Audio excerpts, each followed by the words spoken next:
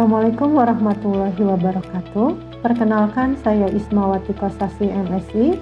Saya merupakan dosen tetap dari Program Studi Psikologi Universitas Pendidikan Indonesia. Saya merupakan salah satu pengampu dari mata kuliah Psikologi Kepribadian dengan kode mata kuliah PG105.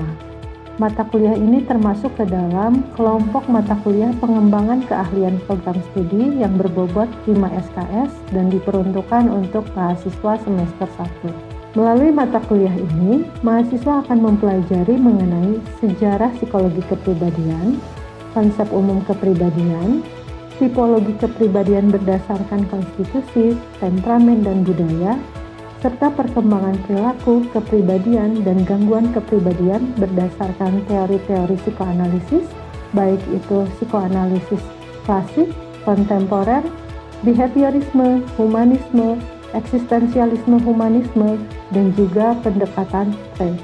Capaian pembelajaran yang dibebankan pada mata kuliah ini diantaranya adalah kemampuan dalam memahami dasar-dasar asesmen dan intervensi psikologis berdasarkan kode etik psikologi, kemampuan melakukan asesmen, deteksi dini gangguan psikologis, perancangan intervensi pada tataran promotif, preventif, dan edukatif, serta mampu membantu menjalankan intervensi pada tataran kuratif.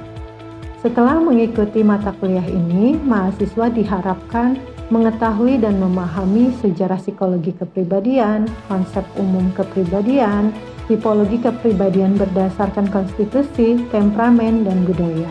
Selain itu, mahasiswa juga diharapkan mengetahui, memahami, serta dapat melakukan peninjauan kritis terhadap teori-teori kepribadian psikoanalisis, behaviorisme, humanisme, eksistensialisme humanisme, dan juga pendekatan trait dalam konteks pembentukan perilaku kepribadian dan juga gangguan kepribadian.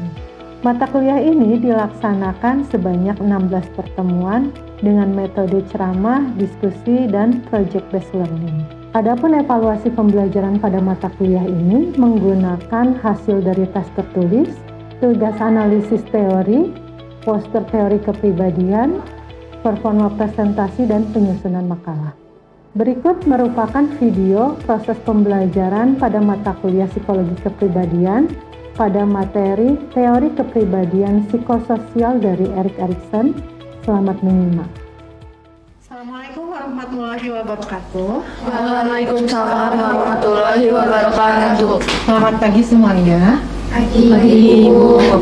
Selamat bergabung kembali di mata kuliah psikologi kepribadian. Hari ini kita akan mempelajari teori kepribadian menurut Erik Erikson.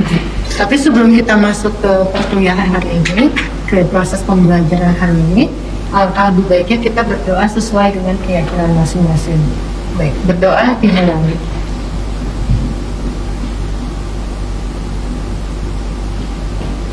Berdoa selesai. Teman-teman mahasiswa, untuk absensi hari ini akan saya rekap dari tugas yang akan teman-teman kerjakan di ujung perkuliahan hari ini. Jadi saya akan melihat kehadiran teman-teman melalui pengumpulan tugas yang sudah dikerjakan ya. Oke. Teman-teman, seperti yang sudah disampaikan di pertemuan sebelumnya, hari ini kita akan belajar mengenai teori kepribadian psikososial dari Erikson. Nah, sebelumnya kita sudah belajar teori kepribadian psikoanalisis klasik maupun kontemporer. Nah, sebetulnya teori Erikson ini dasarnya adalah psikoanalisis. Jadi, Erikson mengembangkan teorinya dari teori psikoanalisis, namun dalam penekanannya ada yang berbeda, dan kemudian dalam menjelaskan kepribadian itu ada dinamika yang berbeda dari teori psikoanalisis kontemporer. Nah, masih ingat teman-teman struktur kepribadian menurut psikoanalisis? Masih. Ada apa aja? Id, ego, superego. Betul. Ada id, ego, superego. Nah, kita sudah belajar bahwa ego itu adalah fungsi eksekutif dari kepribadian.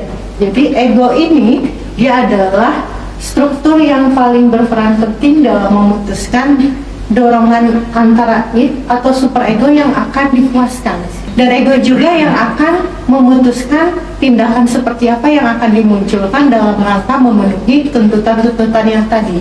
Sehingga ego ini menjadi sangat penting dalam perkembangan kepribadian manusia. Erikson dalam teorinya menekankan pembahasan mengenai ego, ya. Jadi dalam perkembangan kepribadian ini, Erikson lebih menekankan pada pembahasan ego, karena tadi ego itu sebagai fungsi eksekutif.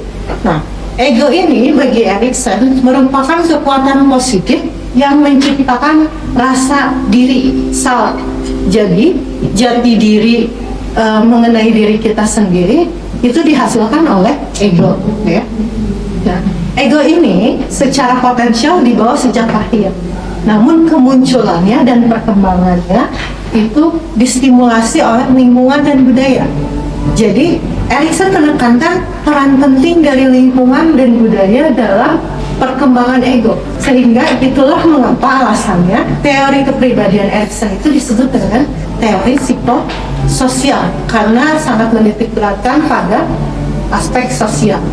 Menurut Erikson, ego ini dia berkembangnya mengikuti prinsip epigenetik.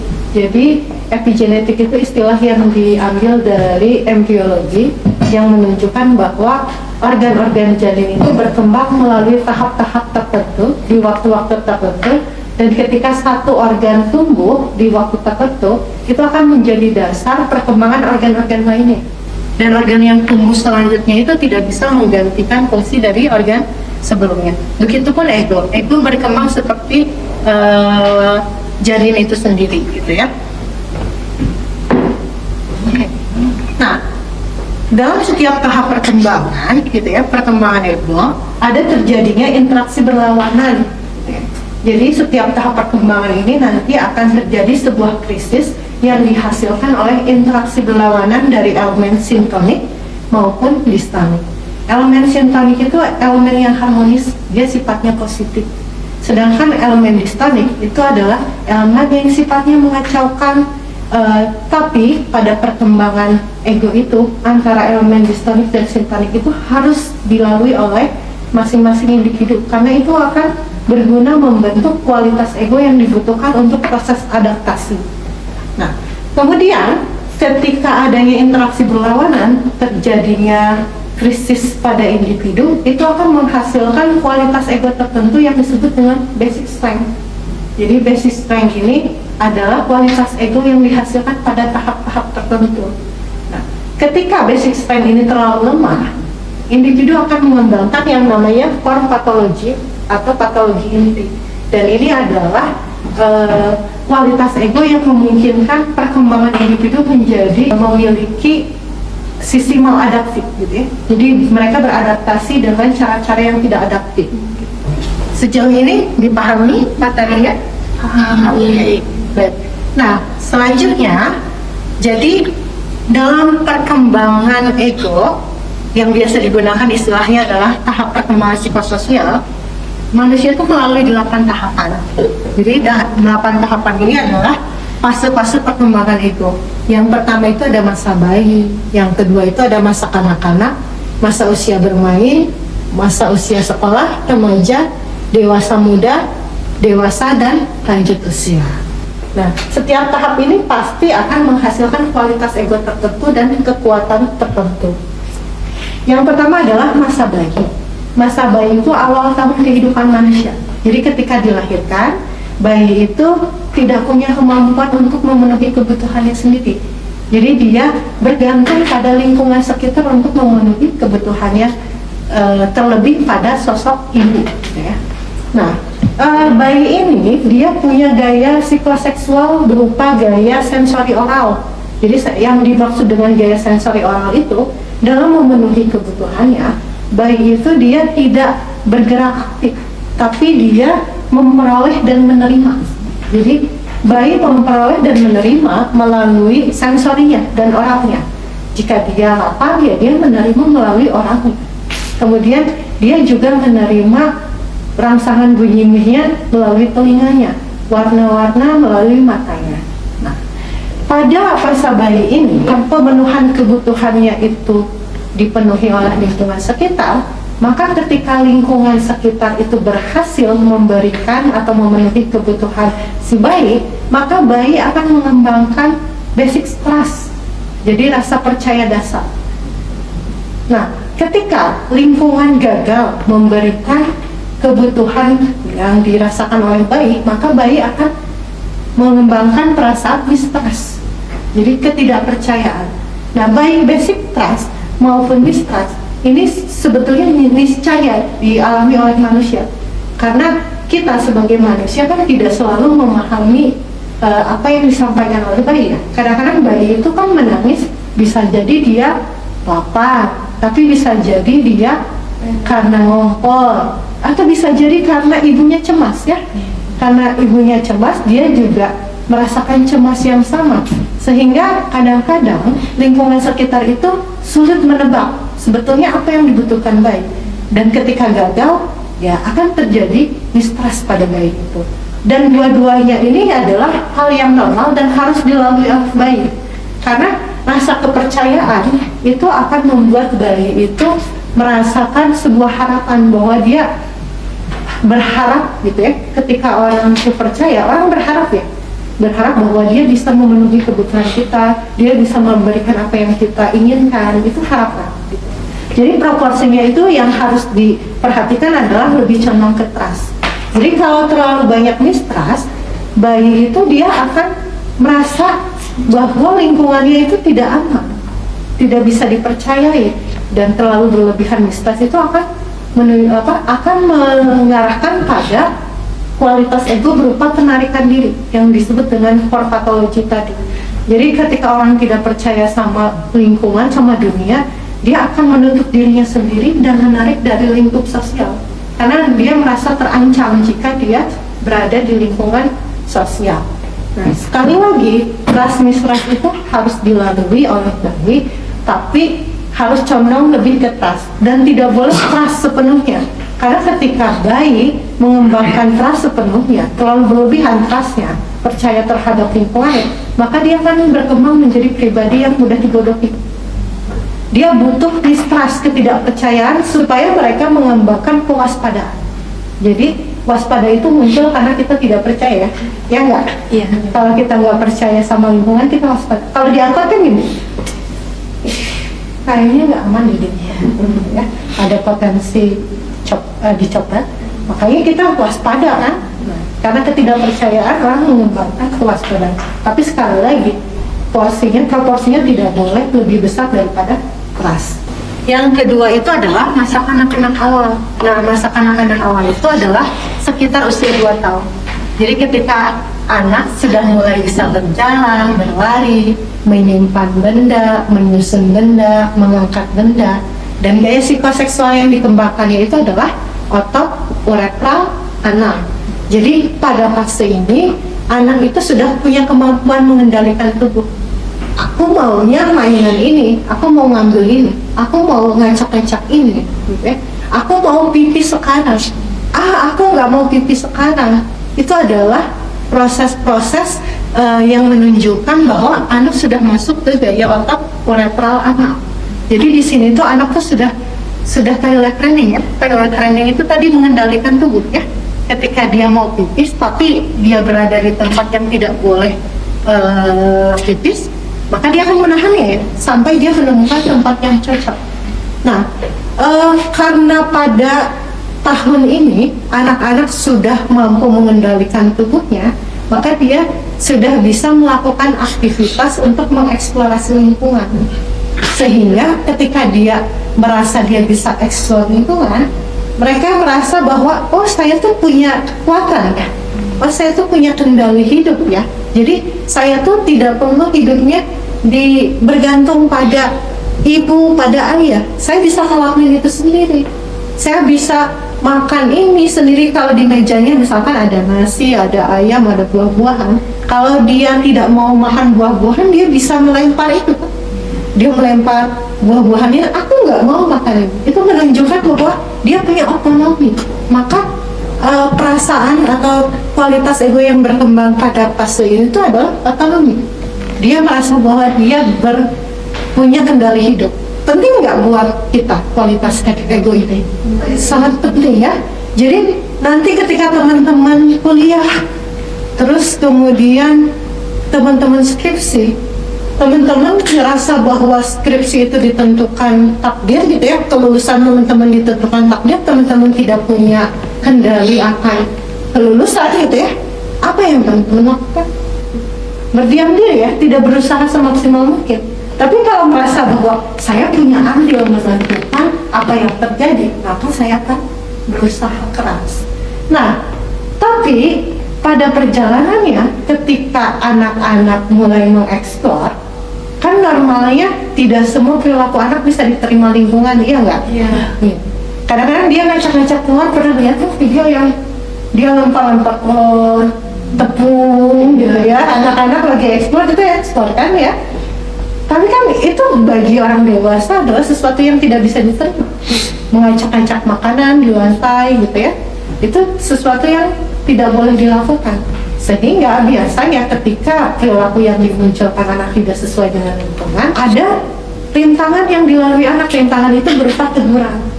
Jadi, nah kamu nggak boleh gitu dek, nggak boleh telurnya diacak-acak, sayang, itu kan buat dimakan. Nah itu adalah teguran. Teguran itu fungsinya untuk apa? Merintangi. Sehingga ketika mereka dirintangi saat mau melakukan sesuatu, maka mereka kan menjadi ragu-ragu melakukan sesuatu.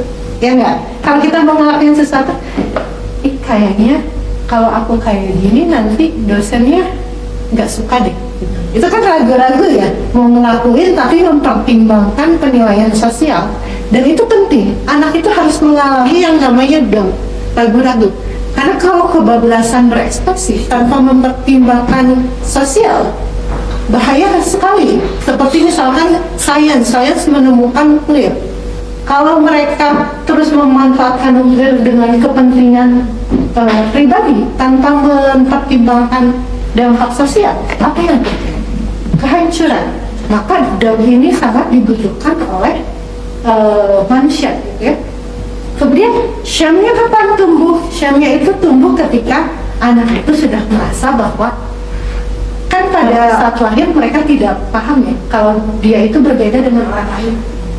Jadi saya itu saya adalah saya itu mereka tuh tahunnya 2 tahun.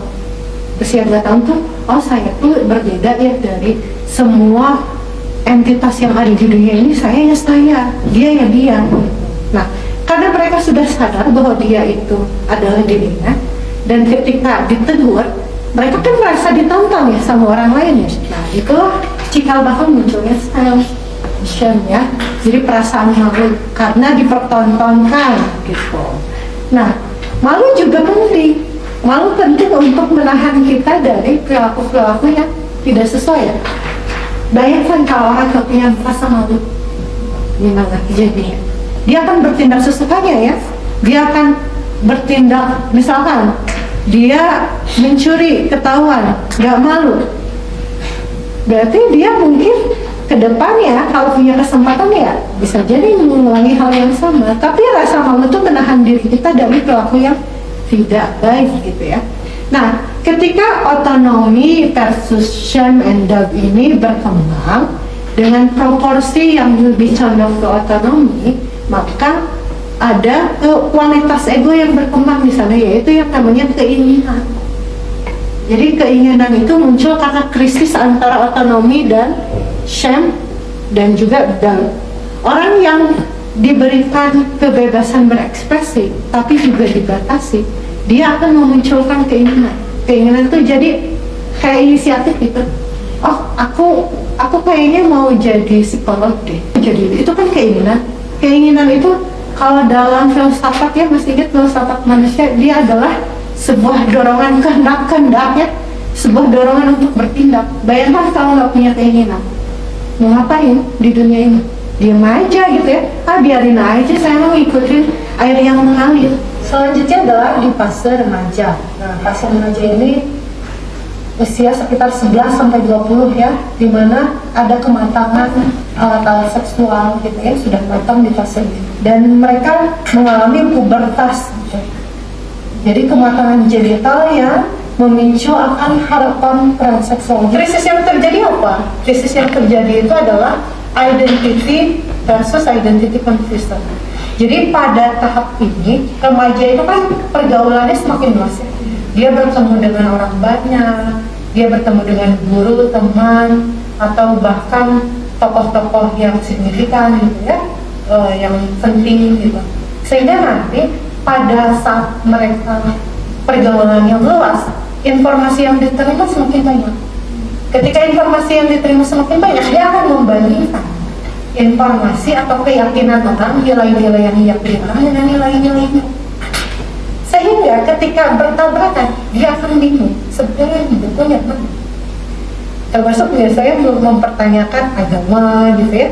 Pada fase-fase remaja itu mereka mulai mengkritisi sebetulnya selama ini yang diajarkan oleh orang tuanya itu memang benar seperti itu atau tidak seperti itu adanya. Sehingga mereka akan menjadi bingung. Sebenarnya apa tuh yang benar tuh apa sih gitu ya? Agama yang benar apa? Terus nilai-nilai yang benar itu seperti apa? Terus aku tuh nanti harusnya jadi seperti apa? Nah, di sini mereka mulai mengeksplorasi peran. Dari kebingungan itu kan mereka nyari tahu, terus nyari tahu. Sebetulnya saya ini siapa? Apa yang benar di dunia ini? Apa yang salah di dunia ini? Dan ketika mereka berhasil bereksplorasi dan menentukan perannya seperti apa, identitasnya seperti apa, maka mereka akan mencapai kematangan identitas yang disebut dengan identity. Jadi itu saja mungkin materi mengenai teori psikososial dari Erikson. Sejauh ini apakah sudah dipahami? Paham. Baik. Sebelum kita masuk ke proses evaluasi yang sudah saya sampaikan sebelumnya, mungkin ada yang mau didiskusikan terlebih dahulu. Saya izin bertanya Bu. Oke, silakan. Tadi ada. Iya. Sebelumnya terima kasih Bu atas penjelasannya pada hari ini terkait dengan tahapan psikososial ya Ibu. Jadi bertanya Bu terkait tadi tahapan yang remaja, itu apakah orang yang telah mencapai kematangan identitas gitu ya di masa remaja itu bisa berubah di masa perkembangan selanjutnya atau akan tetap seperti itu Bu kematangan identitasnya? Baik, bisa dipahami. Oke, pertanyaan bagus dari Fadlia mengenai identity ya. Jadi tadi di fase remaja itu kalau mereka identity confusion-nya sudah selesai, kemudian mereka mencapai kematangan identitas di mana mereka sudah tahu mau apa, mau jadi apa, mau melakukan apa, nilai yang betul-betul yang seperti apa. Nah, itu artinya mereka sudah masuk ke fase kematangan identitas. Nah, pertanyaan Fadlia itu apakah mungkin di fase-fase selanjutnya seperti fase dewasa madya dan lanjut usia akan terjadi perubahan identitas? Karena tadi sudah matang, sudah tahu mau jadi apa, tapi apakah bisa jadi orang dewasa itu merubah identitasnya? Nah, sebelum saya menanggapi, mungkin ada tanggapan dari teman-teman semuanya? Oke, dari mungkin tadi pertanyaan Fadlia ini menurut saya ini bisa terjadi perubahan karena secara aktualnya itu kita yang bisa melihat bahwa banyak orang yang menentukan perubahan identitas ini pada saat dewasa gitu. Contohnya dari segi keyakinan beragama, karena banyak orang di masa dewasa ini yang berpindah keyakinannya gitu, berpindah agama seperti itu. Oke. Baik, terima kasih dari tanggapan yang bagus. Saya sepakat ya dengan dari. Coba kita lihat di lingkungan sosial kita. Kita pernah melihat mungkin ya orang-orang yang tadinya pakai kerudung, dibuka kerudungnya pada saat di fase-fase tertentu setelah dewasa. Ada orang yang pindah agama, ada yang bahkan berganti identitas gendernya gitu ya, dari laki-laki jadi perempuan. Nah, secara aktual memang menunjukkan seperti itu. Nah, kalau kita lihat dari Erikson seperti apa? Tapi mungkin sebelumnya ada yang mau menambahkan lagi? Sepakat dengan Dery? Sepakat ya. Ya, Erikson juga menyampaikan hal yang sama.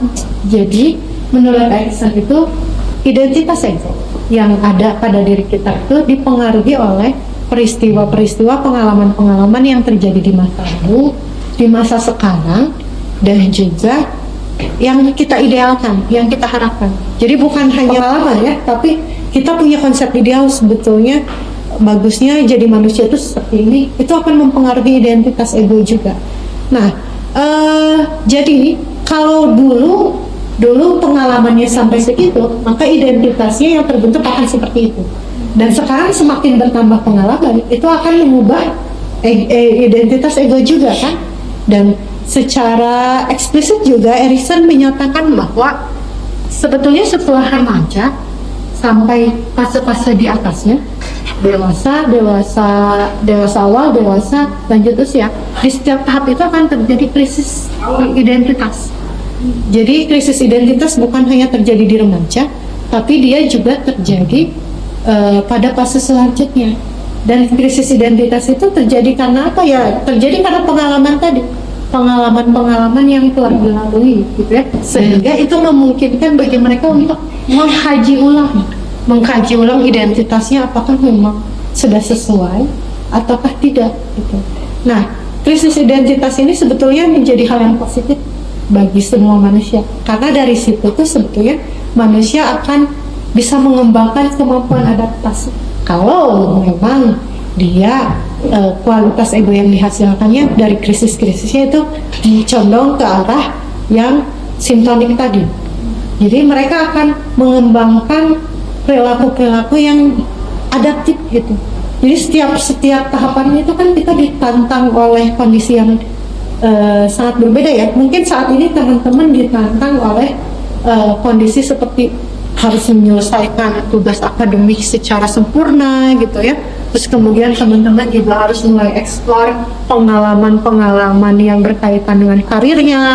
Terus teman-teman juga harus eksplor dalam hubungan romantis. Itu kan tantangan ya. Kalau kita berperilakunya tidak adaptif, maka itu akan mengarahkan pada kesehatan mental yang buruk. Jadi perilaku maladaptif itu bisa tumbuh di mana saja, di fase apapun. Itu punya kemungkinan. Jadi itu ya tadinya bisa dipahami. Bisa Ibu. Terima kasih dari Deni buat penjelasannya. Baik, ada lagi yang mau ditanyakan dari teman-teman? Kalau sudah cukup? Baik. Kalau sudah cukup, masih ada sisa 20 menit untuk perkuliahan hari ini. Tolong teman-teman gunakan untuk mengerjakan tugas. Jadi salah satu tujuan pembelajaran kita adalah teman-teman mampu mengkritisi teori ya, mampu menganalisis dan mengkritisi teori yang sudah teman-teman pelajari. Sehingga silakan teman-teman kerjakan tugas ini. Soal yang pertama adalah tolong teman-teman cari perbedaan antara teori kepribadian Erik Erikson dengan teori kepribadian psikoanalisis klasik ya, yang Sigmund Freud. Nah, yang kedua, teman-teman harus analisis dari apa yang sudah dipelajari, kelemahan atau keterbatasan dari teori psikososialnya Erikson. Keunggulan dari teorinya apa dibandingkan dengan teori-teori yang sudah dipelajari di pertemuan sebelumnya kita. Ditulis, boleh menggunakan soft file ataupun hard file di kertas, tapi nanti kalau hard file itu di scan dan diupload ke Google Classroom ya. Bisa dipahami tugasnya? Bisa. Oke. Nah, sisa 20 menit ini silakan digunakan untuk mengerjakan tugas, tapi saya akan menutup perkuliahan hari ini ya. Jadi teman-teman silakan lanjutkan mengerjakan tugas, tapi perkuliahannya akan saya tutup sekarang. Oke. Nah, teman-teman, terima kasih atas perhatian dan kehadirannya serta kerjasamanya di pertemuan hari ini. Semoga apa yang telah disampaikan dan dipelajari itu bermanfaat bagi teman-teman dan juga bisa teman-teman gunakan untuk memecahkan permasalahan-permasalahan yang ada di lingkungan sosial teman-teman. Baik, akhir kata saya tutup. Wassalamualaikum warahmatullahi wabarakatuh. Demikian video mengenai proses pembelajaran pada mata kuliah psikologi kepribadian. Semoga dapat bermanfaat bagi kita semua. Akhir kata, wassalamualaikum warahmatullahi wabarakatuh.